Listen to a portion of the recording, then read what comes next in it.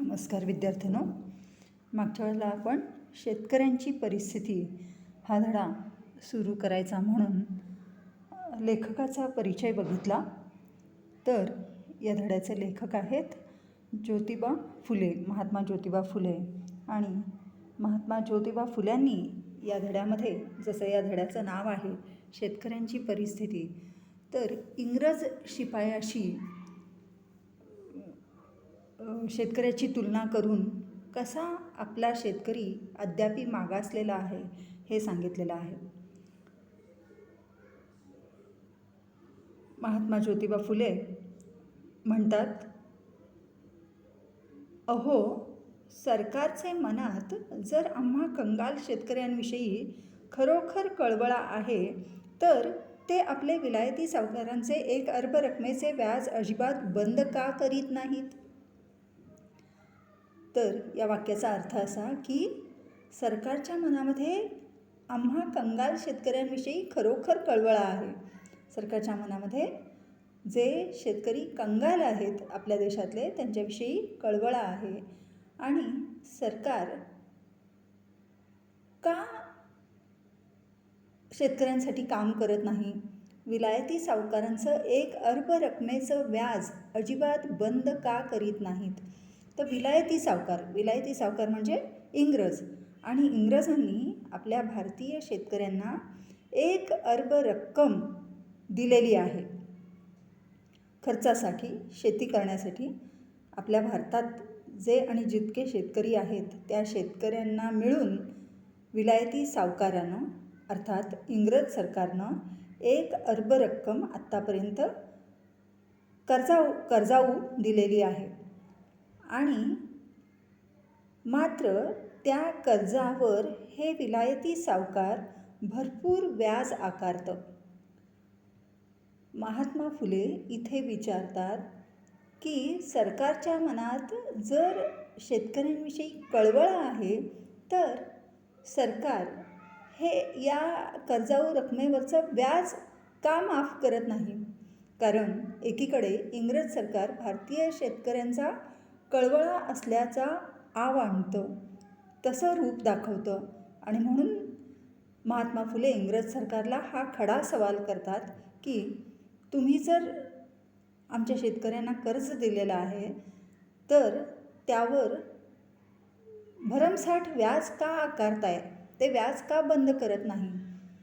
आणि असं जर झालं तर आमच्या शेतकऱ्यांचे पाय थारी लागतील.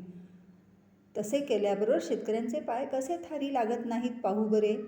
तर तुम्ही जर लोकांचं हे बंद केलं तर आमचे शेतकरी थाऱ्यावर नक्की येतील. परंतु आमच्या सरकारने मध्येच एखादी नवीन मोहीम परदेशात उपस्थित करून तिकडेही वाचवलेली रक्कम खर्ची घालू नये, म्हणजे त्यांच्या न्यायीपणाची चहूकडे वाहवा होईल. म्हणजे काय तर आमच्या सरकारने अर्थात इथे पुन्हा इंग्रज सरकारच्या ज्या काळामध्ये महात्मा फुल्यांनी हा लेख लिहिलेला आहे तो काळ आहे भारतातील ब्रिटिशांच्या सत्तेचा. आणि म्हणून महात्मा फुले म्हणतात की आमच्या सरकारने मध्येच एखादी नवीन मोहीम परदेशात उपस्थित करून तिकडेही वाचवलेली रक्कम खर्ची घालू नये. एखादी नवीन मोहीम आमच्या सरकारनं निर्माण करून तिकडं वाचवलेली रक्कम तिकडं खर्च करू नये. आमच्या सरकारने मध्येच एखादी नवीन मोहीम परदेशात उपस्थित करून तिकडे ही वाचवलेली रक्कम खर्ची घालू नये. म्हणजे काय की इंग्रज सरकार भारतीय शेतकऱ्यांना कर्ज देतं, त्यांच्यावर व्याज लादतं आणि ही रक्कम परदेशामध्ये अर्थात आपल्या देशामध्ये एखादी नवीन मोहीम काढण्यासाठी खर्ची घालतं. तर असं त्यांनी करू नये. इंग्रज सरकारनं असं करू नये. शेतकऱ्यांचं व्याज अजिबात बंद करावं, माफ करावं, कर्ज द्यावं आणि कर्ज फेडून घ्यावं, मात्र व्याज घेऊ नये. असं केल्यानं काय होईल? सरकारच्या न्यायीपणाची चहूकडे वाहवा होईल. पुढे जाऊन महात्मा फुले म्हणतात की वेडरबर्न साहेबासारख्या परोपकारी उदार पुरुषांनी प्रथम आपल्या विलायती सरकारांचे व्याज अजिबात कमी करण्याविषयी सरकारची चांगली कान उघाडणी करण्याचे काम एकीकडे ठेवून अशा नव्या बँकी उपस्थित करण्याचे नादी लागून शेतकऱ्यांचे माथ्यावर अपयशाचे खापर फोडू नये. तर या लांबलचक वाक्याचा अर्थ असा की वेडरबर्न, मेजर वेडरबर्न हे त्या काळातले इंग्रज सरकारचे एक अधिकारी भारतात होते आणि हा मनुष्य खरोखरच परोपकारी आणि उदार स्वभावाचा होता. तेव्हा त्यानं जसं मी म्हणतो आहे तसं इंग्रज सरकारनं हे जे काही व्याज लादलेलं आहे या इंग्रज सरकारनं हे जे काही व्याज भारतीय शेतकऱ्यांवर लादलेलं आहे ते व्याज पूर्णपणे कमी करायची शिफारस मेजर वेडरबर्न साहेबांनी करावी आणि सरकारची चांगली कान उघाडणी करावी. नव्या बँकी उपस्थित करण्याचे नादी लागून शेतकऱ्यांचे माथ्यावर अपयशाचे खापर फोडू नये.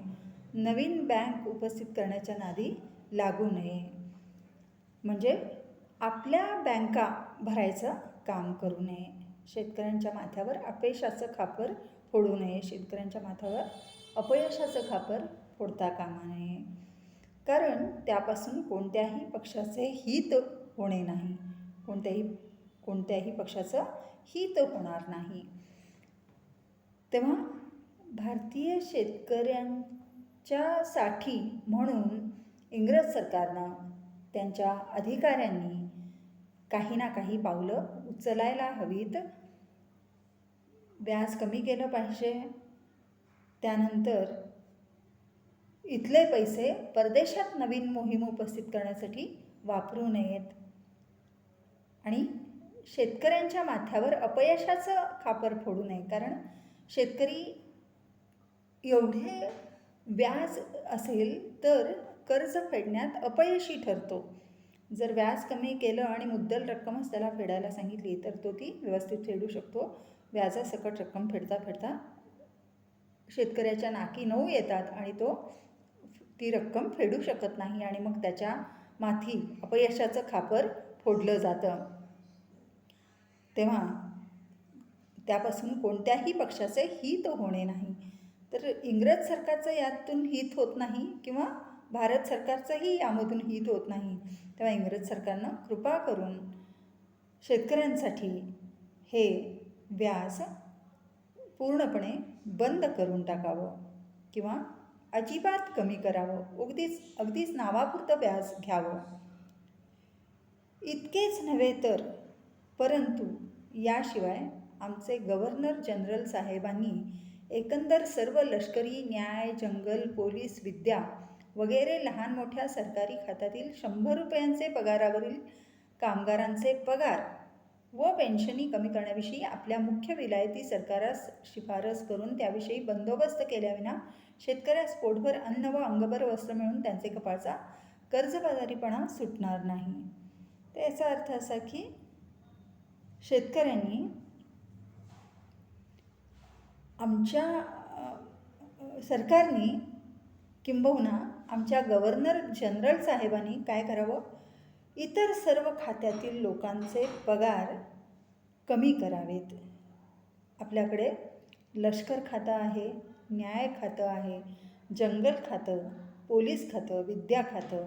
तर ही सगळी जी खाती आहेत या खात्यांमधले जे सरकारी कामगार आहेत या कामगारांचे पगार कमी करावेत किंवा त्यांचं पेन्शन कमी करावं. सरकारी खात्यामधल्या लोकांना भरपूर पगार दिला जातो. इंग्रज सरकारनं आपल्या कामासाठी काही सरकारी नोकरही नेमलेले आहेत आणि काही ज्याला आपण प्रायव्हेट किंवा ज्याला खाजगी कामगारही नेमलेले आहेत आणि या सरकारी कामगारांना मात्र भरपूर पगार आणि भरपूर पेन्शन दिलं जातं. त्यातलं काही पेन्शन किंवा त्यातलं काही त्यांचा काही पगार कमी करावा. ज्यांना 100 रुपयांच्या वर पगार आहे त्यांचा पगार कमी करावा. आणि असं जर झालं तर आपल्या शेतकऱ्याला पोटभर अन्न आणि अंगभर वस्त्र मिळून त्याच्या कपाचा कर्जबाजारीपणा सुटणार नाही. अर्थात असं जर झालं तर आमच्या शेतकऱ्याला पोटभर अन्न मिळेल व अंगभर वस्त्र नक्कीच मिळेल आणि त्याच्या कपाचा कर्जबाजारीपणा सुटेल. जर सरकारनं या सगळ्या युक्त्या प्रयुक्त्या अवलंबल्या किंवा जर सरकारनं हे सगळे उपाय योजले तर काही बदल घडणार आहे, अन्यथा नाही. आपल्या कुटुंबातील शेतकऱ्यांनी आपल्या बायका मुलांसह रात्रंदिवस शेतात खपावे तरी त्यास शेतसारा व लोकल फंडावरून आपल्या कुटुंबातील दर माणसी दरमहा 3-3 रुपयेही पडत नाहीत आणि साधारण युरोपियन व नेटिव्ह सरकारी कामगारास दरमहा 15 रुपये नुसत्या किरकोळ खर्चास व दारू पाण्याससुद्धा पुरत नाहीत. या वाक्याचा अर्थ असा की शेतकऱ्यांनी आपल्या बायका मुलांसह रात्रंदिवस शेतात खपावे. शेतकरी आपल्या पूर्ण कुटुंबासह दिवस रात्र शेतात खपत असतो आणि तरीही त्याला महिन्याकाठी फक्त 3 रुपये पगार मिळतो. आणि जे युरोपियन कामगार आहेत, जे इंग्रज सरकारचे कामगार आहेत आणि नेटिव्ह सरकारी कामगार आहेत, म्हणजे स्थानिक सरकारी कामगार आहेत, इंग्रज सरकारनं नेमलेले स्थानिक सरकारी कामगार आहेत, त्यांना दरमहा 15 रुपये नुसत्या किरकोळ खर्चास व दारू पाण्याससुद्धा पुरत नाहीत. म्हणजे काय तर या युरोपियन कामगारांना आणि सरकारी कामगारांना पगार तर भरपूर आहेतच, त्याच्याशिवाय त्यांना वर खर्चासाठी त्यांच्या दारू पाण्यासाठी वरती 15 रुपये महिनाकाठी दिले जातात. आणि असं असताना शेतकऱ्याची परिस्थिती त्याच्यासमोर किती हलाखीची आहे ते दृश्य आपल्या लगेचच लक्षात येतं.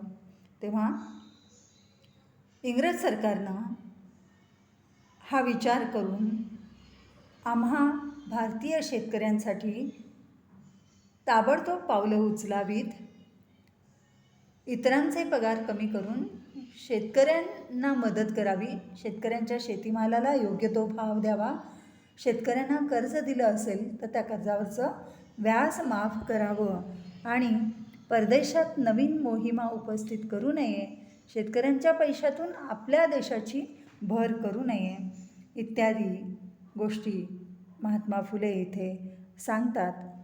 आणि पुढे जाऊन आणखीन ही गोष्ट आपल्यासमोर स्पष्ट होण्यासाठी भारतीय शेतकरी आणि युरोपियन फलटणीतील गोरा सोजीर म्हणजेच गोरा शिपाई, इंग्रज शिपाई आणि भारतीय शेतकरी यांच्या राहणीमानाची तुलना लेखक करतो आणि त्यातून आणखीन आपल्याला भारतीय शेतकरी कसा कंगाल आहे आणि इंग्रज सरकारनं त्याला आणखीनच कंगाल कसं बनवलेलं आहे ते लक्षात येतं.